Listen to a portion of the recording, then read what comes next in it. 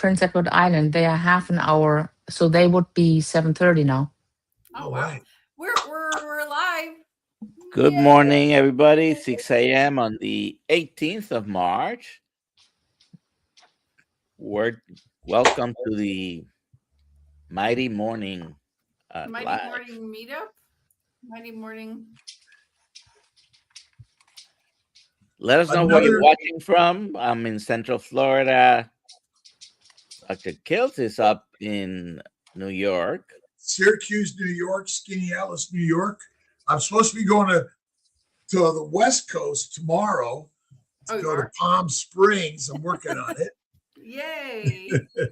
And Roxana, it's in Eastern Canada, time zone over into the Atlantic. And Alia, well, she's in... I'm in Central Time right now.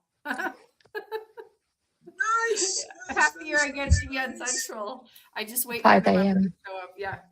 I want to say we have some amazing coaches doing some amazing work, and I would really want to impinge how important it is that everyone just have a call with them.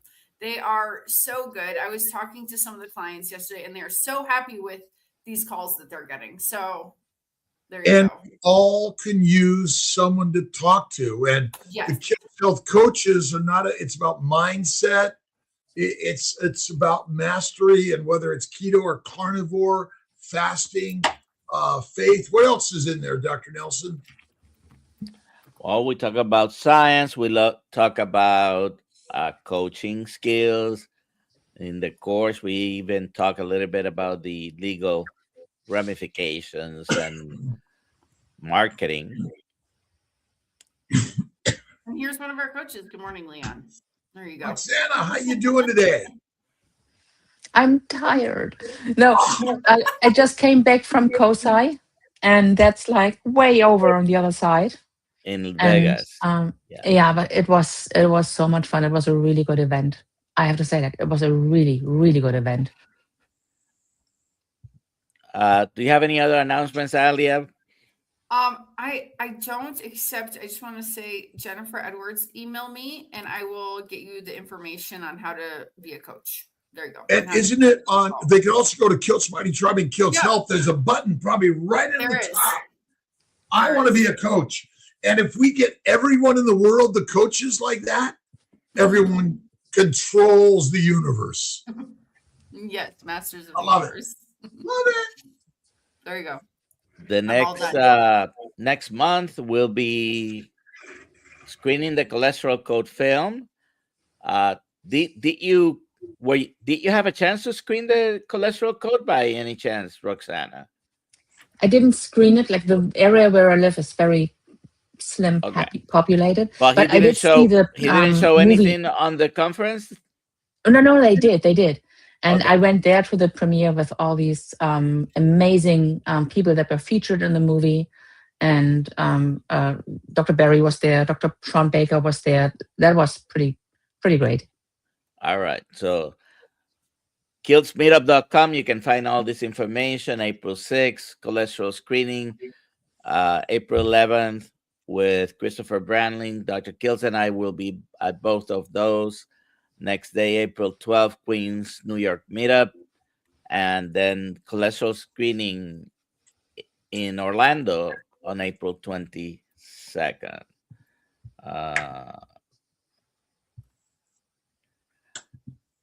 And let me read a little bit of an introduction here. Roxana and I had the pleasure of meeting at the Symposium of Metabolic Health in Boca recently.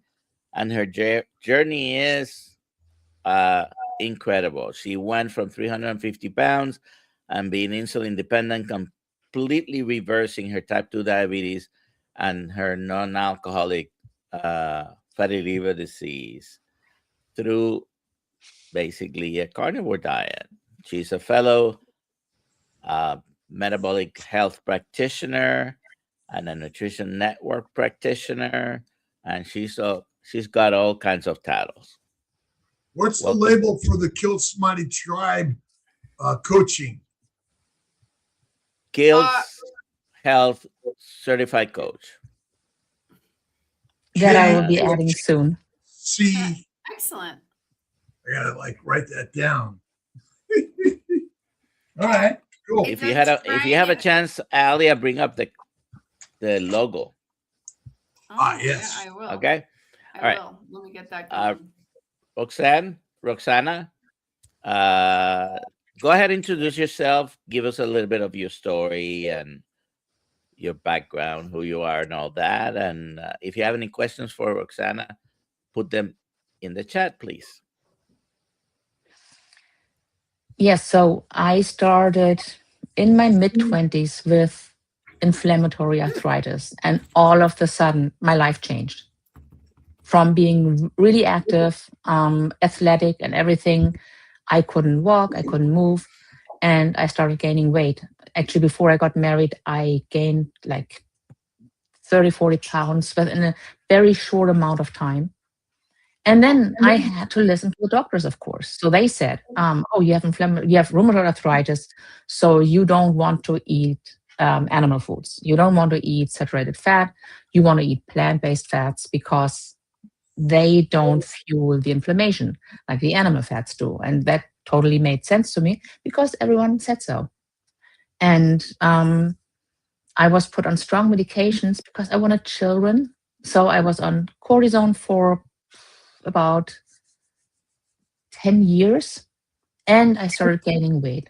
And I gained it so quickly that I wasn't used to my frame. So when I walked somewhere, I would bump into things because I was like wider than I thought, and I was. And then I had my children, and then they put me on Imuran, which is a strong drug. They put me on a high initial dose, 300 milligram, and they kind of forgot to taper me to a maintenance dose. Oops, you could say. So I stayed on 300 milligrams a day for also a very long time. And that's the dose that they would give to people with kidney transplants. So it was a very strong dose. It did do the trick. It did keep my inflammation in check, but it also did a number on my liver. So it wasn't not only fatty liver, it was actually non-alcoholic steatohepatitis. It was one step short of cirrhosis. There was fibrosis, and I was doing really poorly. And then it all culminated into, developing type 2 diabetes, being insulin dependent. My A1C went up to 8.5. I began having thyroid issues. My thyroid actually is pretty much non-functioning at all right now. And I was just getting sicker and sicker. And then one week I had high glucose readings in the high 400s. And I was so dazed and I felt so sick. And I knew, I had this like epiphany, if I don't change something now, I'm going to be dead in 3 years. So that was 6 years ago. And I don't know if I would have died. So I don't know. There was a lot of things that happened before that too. And I said, no, I'm going to do something. And my son's type 1 diabetic, he has insulin.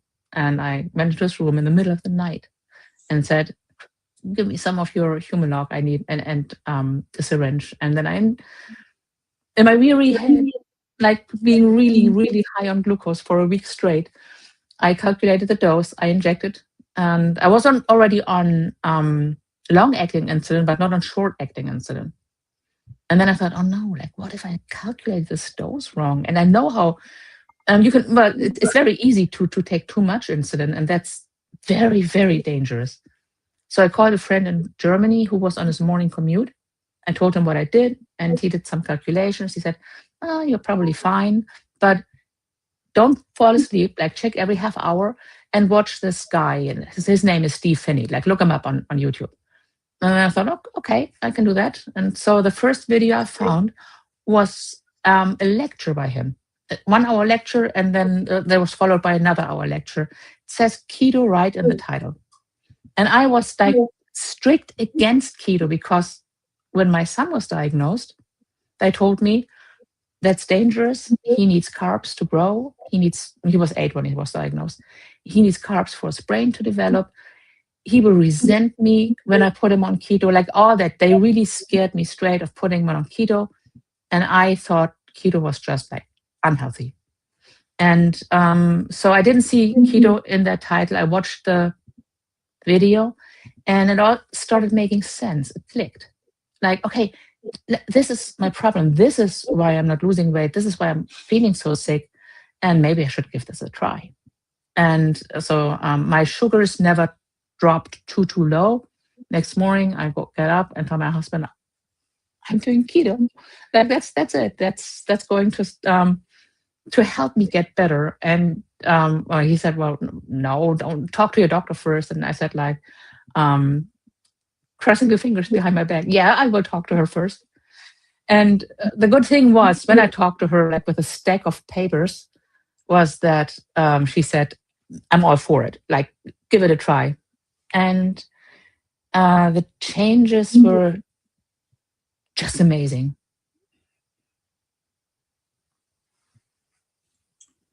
So type 1 diabetes, your son has that? Yes. Type 1. Yeah, he has type 1. He was diagnosed when he was 8. My sister was diagnosed at age 4, but they're now doing pancreatic cell transplants into livers. And a new drug is coming out to prevent cell tissue rejection. My sense is that the plants, the goitrogens, and the inflammation cause the damage to the pancreas, to your son, my sister. And ultimately, if we can get our moms to go carnivore and then switch their babies from breast milk to meat off the bone, we likely will begin to reduce the incidence of type 1 diabetes and not need these treatments or expensive drugs.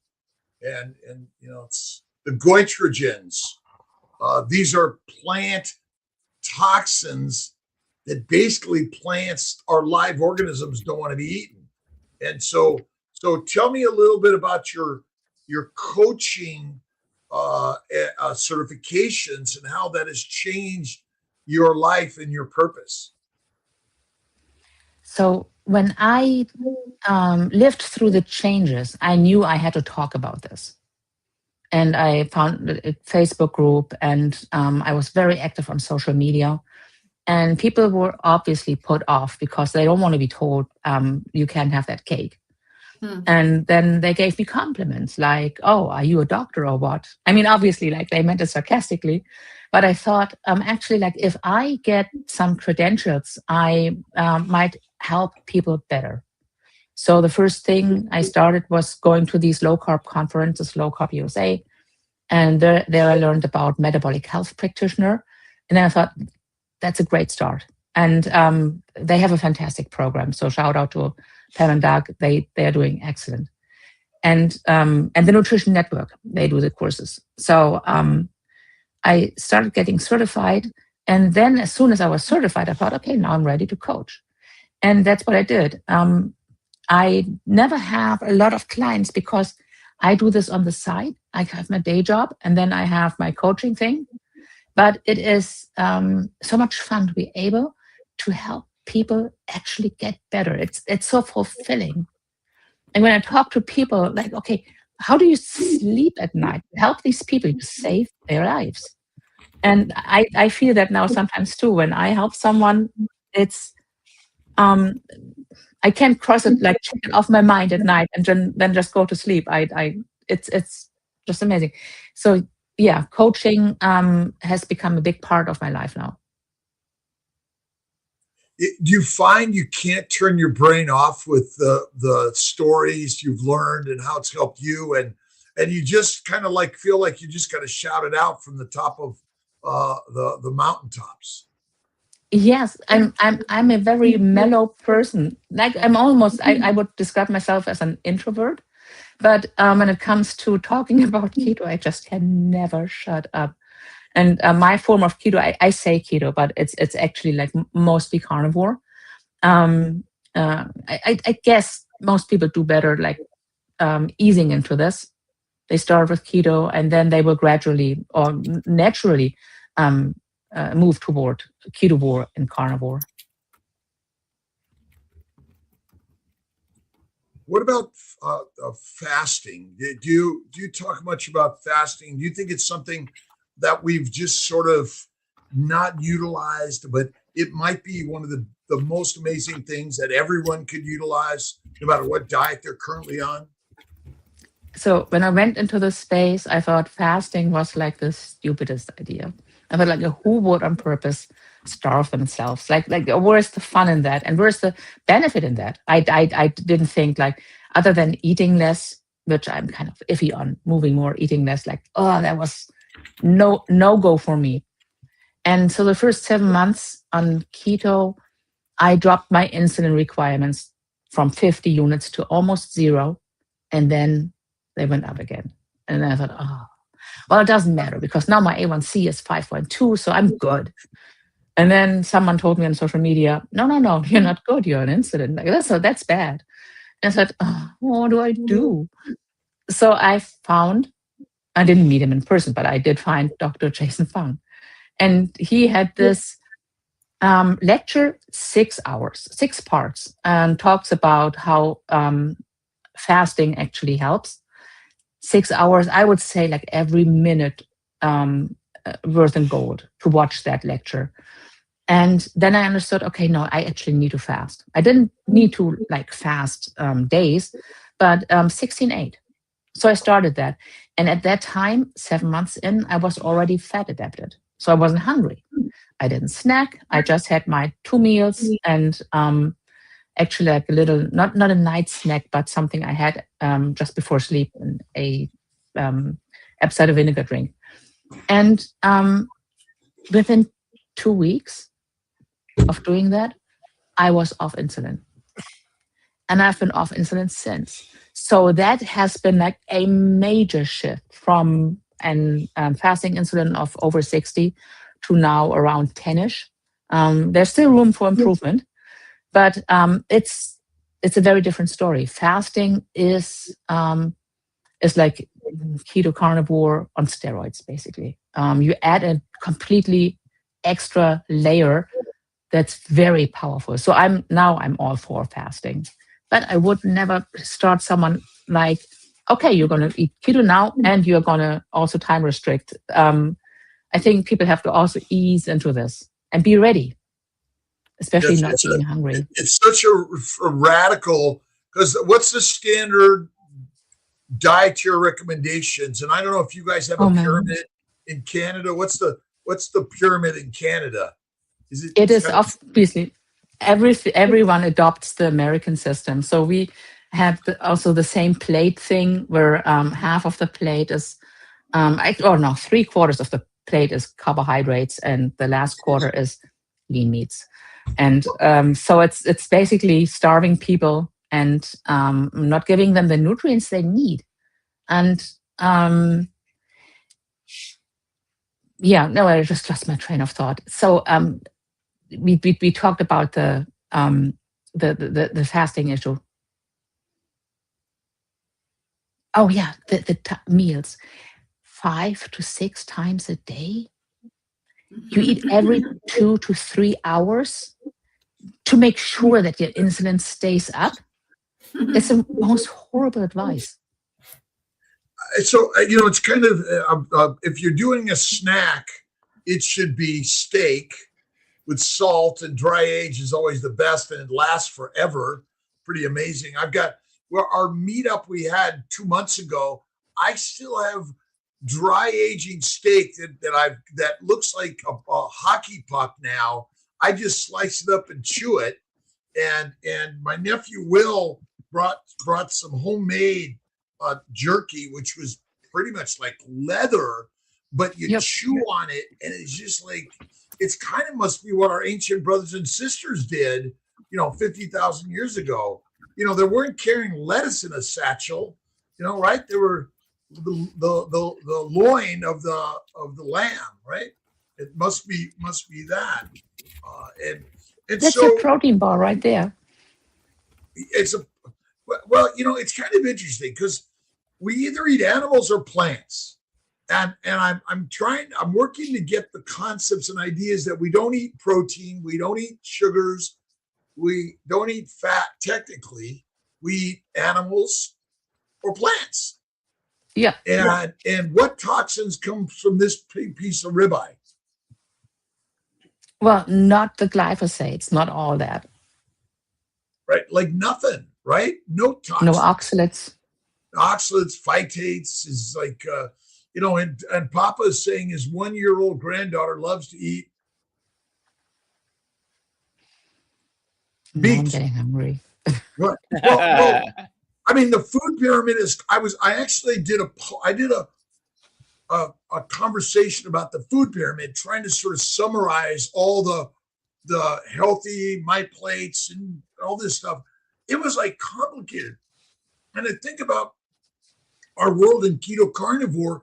I mean, really, it's like so simple. It is simple. I don't have to prepare vegetables. I don't have to cook them. I don't have to worry about them. I have a freezer full of beef. I just grab something from the freezer, put it on the stove, and it's done. I pre-cook beef patties. I'm kind of weird that way, maybe. Hamburger is my favorite cut. I find beef patties so satiating, even more so than dried beef. So I use my Ninja. We use thin cuts of beef, put them in layers in there with some salt, and then dehydrate them for 6 hours. They are great travel food also. When I went to Vegas, I actually brought some back because they had some pretty decent food there too. But that's always great to have. I can put it in my purse, in a Ziploc, not obviously, but that's great food to chew on. It is great, and dry age it all yourself. You can buy all the packaged stuff, but you can also just dry age it right in your refrigerator, and then put it in a baggie or whatever, paper bag even, and roll it up and have it as a snack later, because it amazingly, and the fattier the better, but it amazingly doesn't ferment, doesn't mold, does it?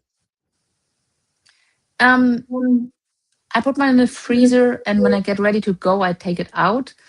Mold, I would probably say in 7-8 days. I would be iffy about eating it then. Well, mine is 60 days in the dry age for just a refrigerator open to the air, salted. Remember, what did we do to preserve meat in our ancient times? Salt. Yes. And so in actuality, we're still afraid of the thing that actually, I mean, molds. Think about cheeses and kefirs and things, which mold, bacteria and yeast grow on it, but in amounts and types that are least pathologic. And ultimately the fat, again, dry aging has some mold and sugars on it, but it is like not pathologic like other things. And it's fine. Again, I've been chewing on my dry age stuff that's 60 days dry aging. I don't freeze. I just cut it up and share it. I have a memory when I was a kid, we went to Spain and we bought a huge piece of bacon, not bacon, but like, not sure of the name in English. And we were there for 6 weeks and we just kept cutting away on it. Like every time one of the kids was hungry, my mom took a knife and cut off some of that bacon. And it was so good. Yeah, that one wasn't refrigerated, and actually it was in Spain. It was in the summer. It was in the car. That never went bad. Mhm. Right. So it truly, all this stuff about, well, what about mold and yeast? Well, again, on meat, dry, it's like great. Salted up is the very best. And I let one sit in my refrigerator, but still with the plastic wrap that someone gifted to me. After 2 months, the bag had expanded. How come? What happened? Gas fermentation. Right. That's everyone's bloating and gas and smelly poop and burps. But and the beef wasn't, I mean, maybe I could have salted it and done something, but I tossed it because 99% I take it out of the freezer I take it out of the wrapper and I just let it dry age in the refrigerator, salted for weeks, months. That's what our ancient food was. Dry aging in the wind and the sun, salted. We have some questions. Yeah, Aria? let's take this one first. Cookie Carter asks, my 19-year-old daughter, type 1 on meat-based diet with no rice, grains, etc., 2-3 meals. After meal, blood sugar high, feeling tired. Her doctor can't figure out why she's eating low-carb veg. Your thoughts, please. I asked also Cookie if she's eating like lean meat or fatty meats, but that's the question.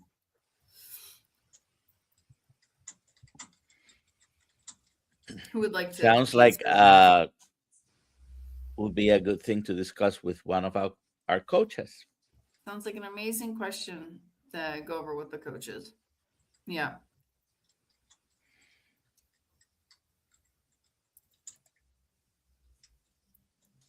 Is that the answer? Yeah. Dr. Kiltz, do you have any? 2-3 meals after meal, but sure, high, feeling tired.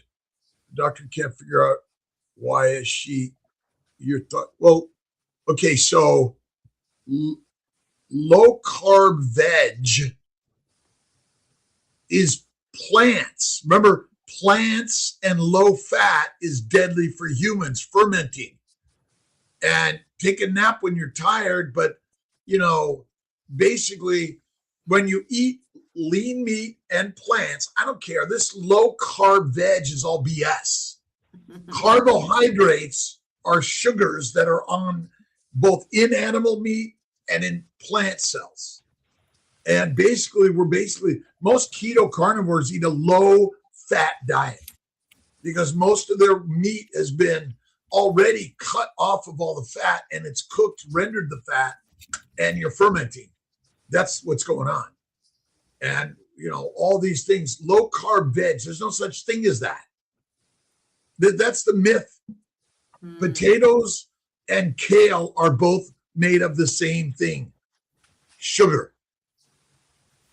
And they contain amino acids and fatty acids, but the plant fats are deadly for humans. But it's fermentation and 2 to 3 meals. Yeah. 19-year-old is fermenting. Yeah. And when we say low carb veg, again, what does that tell any of us what they really eat? Does it? No. It doesn't. Right? I'm a carnivore. Does that tell you what I eat? Meat. Well, but it doesn't really. No. It doesn't. Because we claim, whatever we say, I eat this type, but we even claim that a carnivore could eat some plants, right? And still be a carnivore. Right? Would you agree? Chicken only. I would agree. It's the definition of hypercarnivore is up to 30% plants, kind of. Right. And ultimately, if you eat chicken, fish, and turkey and filet mignon and you cook it, where's the fat? Yeah. There isn't any. Mm-hmm. When you fry anything in grease, it's cooked at a higher temperature, all the fat melts away. In boiling, all the fat boils away. In baking, all the fat is melted away. That's the crazy story. Crazy. And the fat is what gives the energy. Mm-hmm. Fat suppresses the microbes in the mouth, the esophagus, and the gut. And it goes through the lymphatics, through the chylomicrons, and provides every cell with every building block of your body and energy. And that's the crazy part of the story. When we use the word fat, I mean, what is saturated fat? I mean, isn't that a scientism? None of us really can say what that really is because it's theoretical science. Mm-hmm. It's not truth. You either eat an animal or a plant. Is there fat on a plant? There is none. It's oil. Fat comes from an animal, and we know what that looks like on our body, right? It's that pinchy stuff we all have, right? And oh, that's bad for us. Explain to me how visceral fat is harmful for us. How the fat your body made and deposited in your body is pathologic. Visceral fat around the organs is inflammatory. So it's not just fat. It's not just stored energy. It is inflammatory. It's like an organ. Why would your body make something harmful for you ever?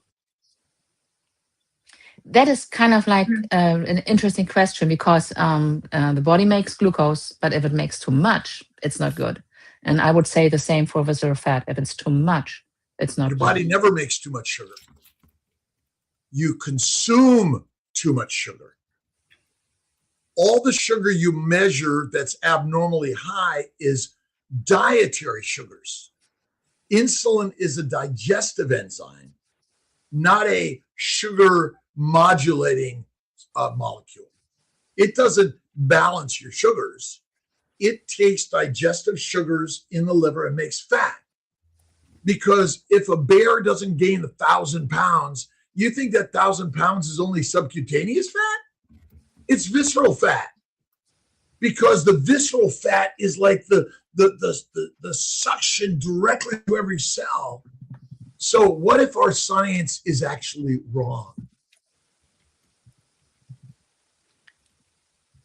That's what the question. if insulin resistance is not pathologic, but a physiological response to whatever we have to be there? Well, the question is, so insulin resistance is actually liver damage. Because what's happening, because the way we live, sugar levels are always elevated. Well, if sugar levels are elevated, what should your insulin be? It should be elevated. Right. To deal with the sugar. What's the purpose of insulin? I had a talk with Dr. Adrian Tsunemoto about that. And he said, if you say insulin is just to lower sugar, then it's like kind of like saying the skin only has one job. It has tons of jobs. But one of them is to lower sugar, obviously. It is not to lower sugar. It's not. Insulin's job has one job. And it does it so well, we think it's pathologic. We made dissections and drugs and diets. The job of insulin is to make fat in the liver. That is it. But that's really a difficult concept for us because we've got complicated metabolic pathways that we think are true, but they're not. And most people have not heard of hepatogenous diabetes. A human being, look up hepatogenous diabetes. It's when you're skinny, no fat or very little fat on your body, but your insulin and glucose is elevated. That's a cirrhotic. Cirrhosis causes elevated insulin and glucose, but you're skinny and you're going to die. Except the modern world has drugs and diets and doctors, and they have liver transplants. Is it better to be fat or skinny in a famine? Obviously, you want to be equipped for a famine, so you want some fat on your body. So is our getting fat, including the deposition of visceral fat, pathologic or biologic? Honestly, I have not looked at it that way. I looked at the fats of being subcutaneous fat as great for fat storage, not even pathologic, because it's what the body does. Well, it makes visceral fat, doesn't it? It does.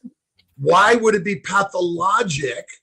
Remember, if you eat a high plant-based diet, your fat is de novo lipogenesis in the liver via insulin, and it first stores it in the liver and then stores it to the viscera, then stores it to the subcutaneous and the rest of your body, including intramuscular fat, which is not pathologic, it's biologic. But again, we don't talk about this because we talk about the hard science of metabolic pathways as if they're true. They're theoretical. That's why the story here is so simple. We don't need a scientific experiment or another blind study because we know the truth through the biblical stories and the stories of Stephenson and Salzburg and many others who have shared the simplicity of eat carnivore, fatty, rare raw fatty meat, and have faith in God and be loving, kind, and generous to your brothers and sisters. Isn't that simple? It is that simple. It is. And so how many days can a fat person not eat anything and not drink anything, actually? Not sure about not drinking. I know that it's actually dry fasting can be done. But this one person didn't eat over a year.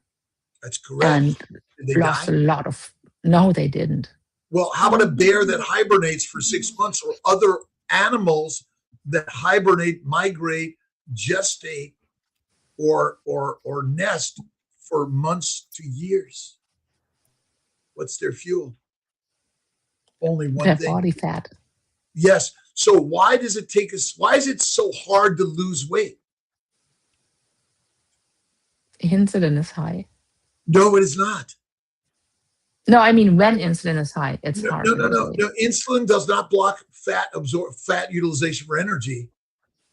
Our input of fuel in the mouth is greater than our burning of calories. Ultimately, the simplicity of the story is critical.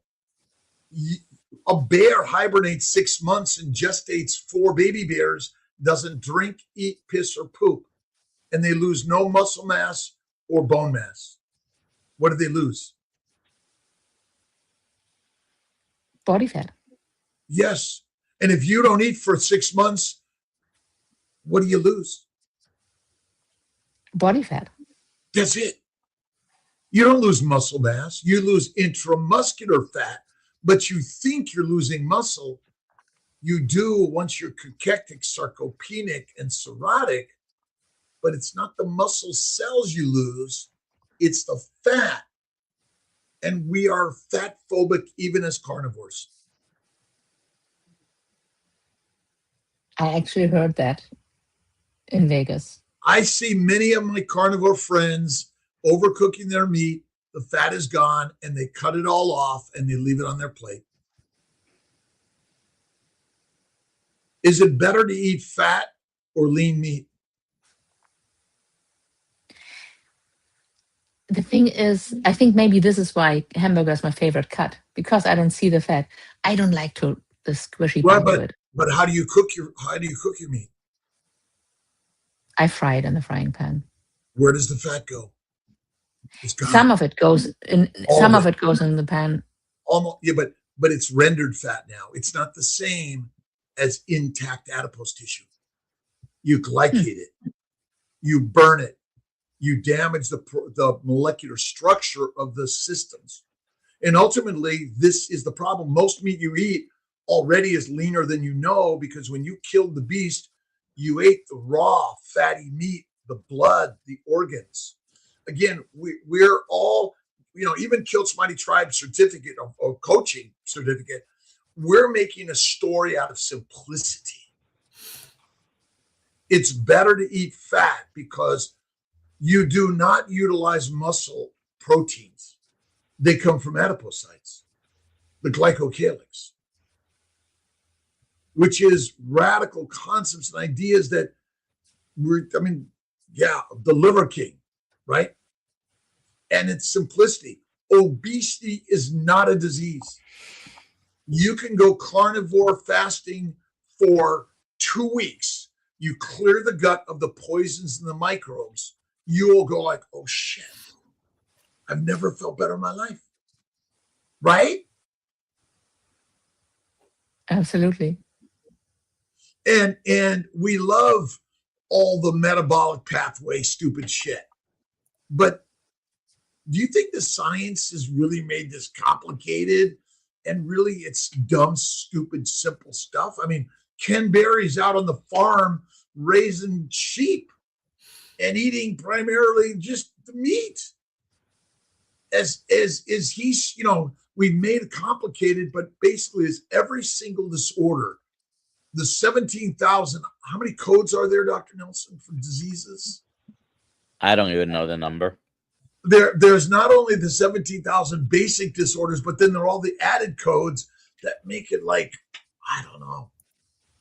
But are you a doctor, Roxana? Do you have a degree in medicine? No.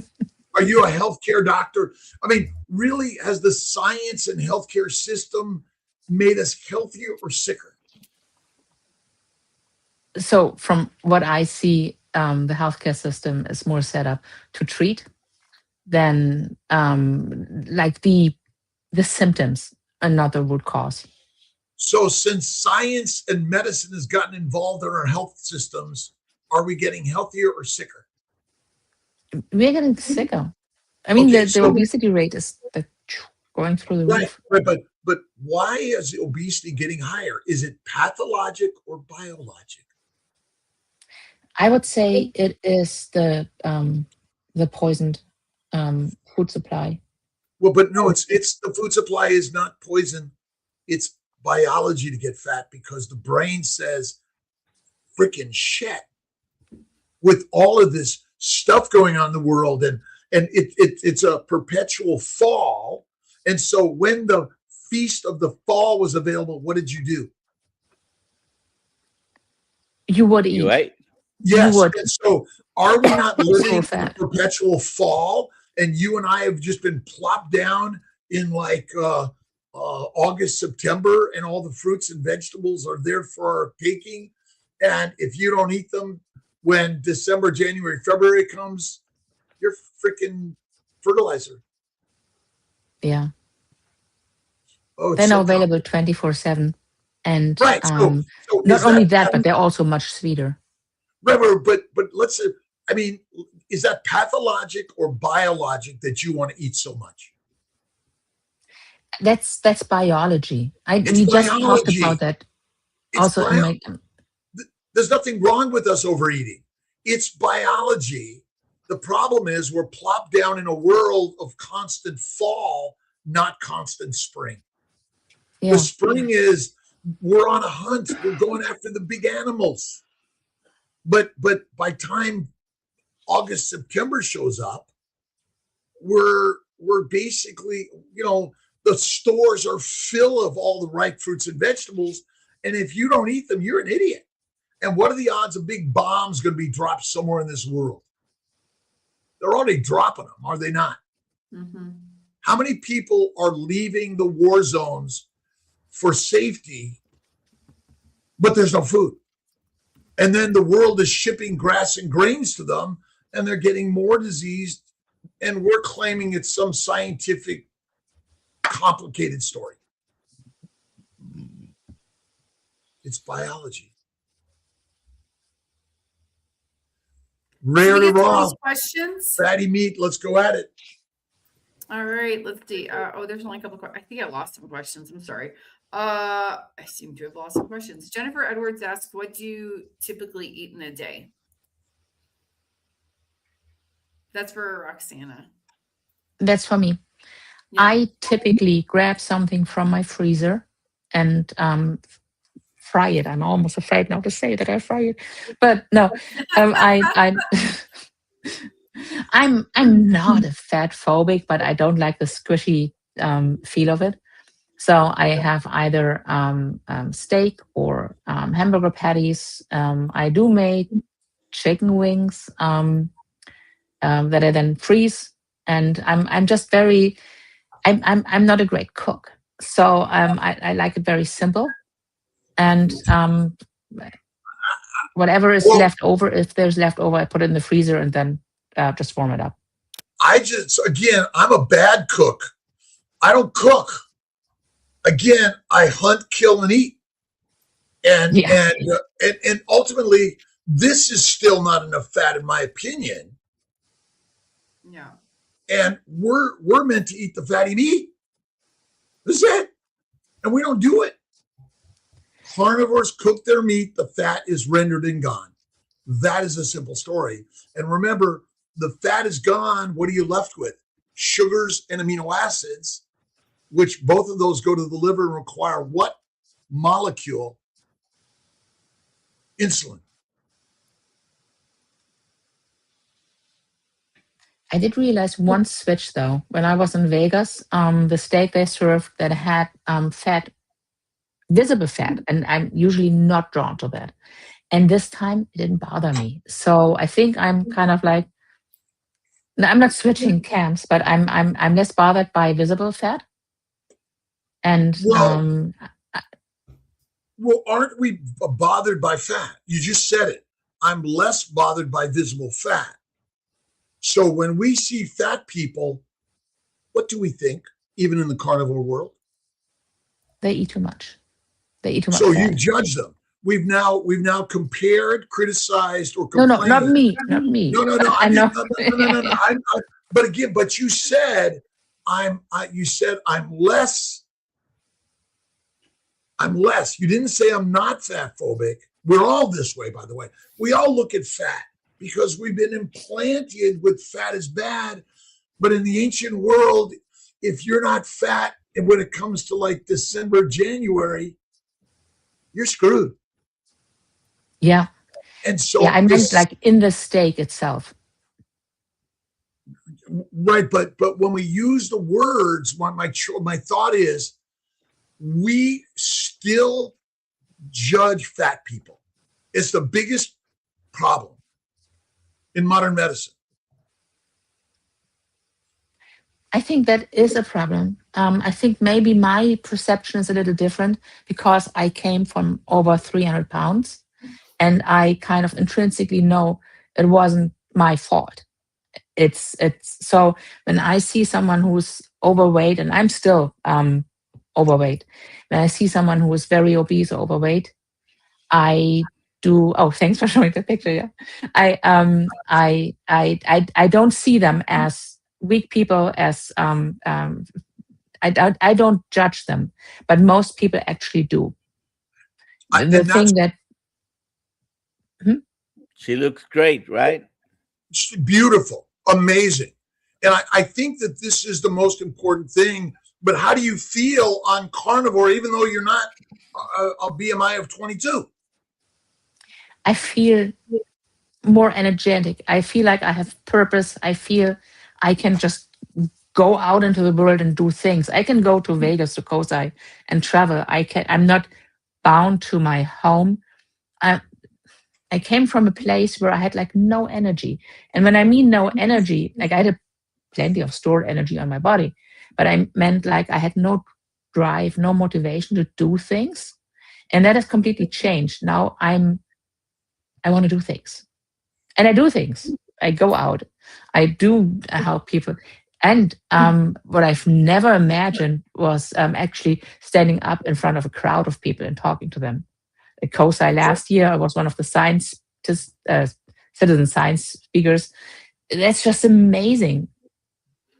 Isn't it amazing? Because I feel like I was, I've been kind of pushed into it over the years because I have to give talks, but I'm always nervous. I'm still a little nervous even when I do these things, but the nervousness is like, oh, keep going. It's sort of like we're in a group of lions that want to help all of our lion brothers and sisters. Even if you're a plant eater, we want to be like, hey, how can we want to pull everyone up. Is that kind of what you feel? It is I wouldn't say nerve-wracking. Nervous, yes. But on the other hand, when I'm there in front of these people and speaking, I forget everything around me and I'm just telling my story. So it's something I could not have done 6 years ago. 6 years ago, I would have been a sweaty mess. Actually, just like going to the sink, I would be drenched in sweat. And that has completely changed. And I will tell those of us that have higher BMIs, you're beautiful and amazing. Your body is perfect, but your gut, the bucket in the belly, is poisoning you. That's all it is. Your visceral fat is no more poison than your muscles, your brain, or your gut. Once you clear the gut of inflammation, your visceral fat goes like, oh, thank you. Mm-hmm. Visceral fat is not pathologic. Neither is cholesterol, is it? No. It's not. That's why we're here to inspire our brothers and sisters, no matter what size you are. I don't care. You're a beautiful, amazing human being. Beautiful, amazing human being. That's it. We'll do this last question. Let's see. Roxana, will you be at Low Carb for Better Health in September? Hope to see you there. Betsy. I will be. I already have my ticket. I already have my room booked. And I'm going to be one of the volunteers there and taking lots and lots of pictures. Awesome. Low plant, high animal diet. Fat. Really, fat is the most important thing that we're missing in the story. That's why many carnivores and ketovores aren't healing. They don't do enough raw fat and they eat too frequently. Next question for you, Roxana. Oh, well, that's just a comment. What is it? Not everyone's reading while they're driving. They're listening. Oh, okay. So good. I agree. I never felt better. Or walking, right? Or this was a comment for MJ. Oh, okay. I love that I can now eat to satiety instead of restricting and feeling hungry all the time. Yes. Yeah. Let's see. Roxana. It's like also one of the things. I never thought satiety was I never experienced satiety until I started this way of eating. I experienced fullness. I experienced being nauseous and not being able to eat anymore because I was like up to here. But the satiety that comes from just eating the right food, that I didn't experience until I started this way of eating. Yeah. What's my answer, Dr. Nelson? A fistful. A fistful. That's about it. That's it. Why do I need more? Don't.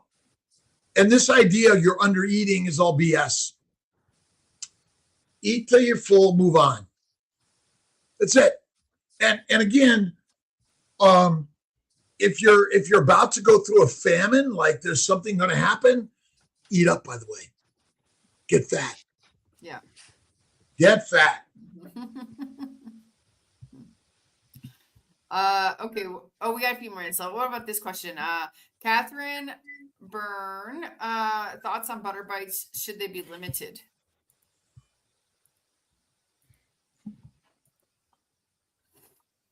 Anyone?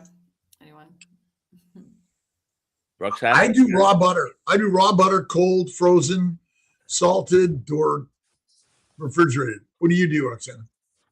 I think it depends. If I open the fridge and I see butter and I think, oh, maybe I should bite into it, I think I really should because then I need it. But I wouldn't add like extra butter, especially to drinks or just to snack on. But if I feel like I need butter, yeah, by all means, have butter. Let's see. I have a friend that, let me get that again. I have a friend that is struggling with mental issues. He's searching for help. He's asking about carnivore. He's talking about blood type. Why do we have different blood types? I want to help. Why do we have different blood types? That's a good question. I would really recommend going and looking up Metabolic Mind. Watching the cholesterol code. It's going to be on Amazon, mid-April. It's going to be on Amazon. Or go to find a screening. It can do wonders for mental health.